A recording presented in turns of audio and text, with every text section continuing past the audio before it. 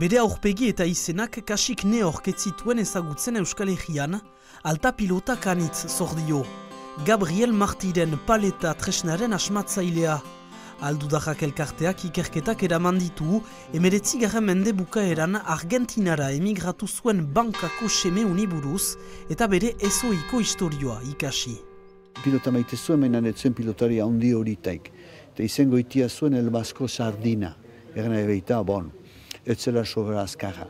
Eta gana hartu zin, hiri baten paletona, baizu homoplatori, eta arekin hasi zen pilotan, eta hobekisa bai zen. Eta bazituzten olako kesa batzutako taula batzu, baizu ez diren kalitate handiko taulak, baina horiekin moldatu zuten, baizu paleton horren iduriko zerbait.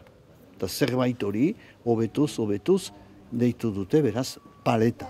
Joan den igandean, omenaldi bat eskaini diote lehen aldikotz bankako plazan, momentu unkigarria Diego Petrelli, argentinar kantari eta musikariarentzat, Gabriel Martiren bere arbasuetarik bat zen.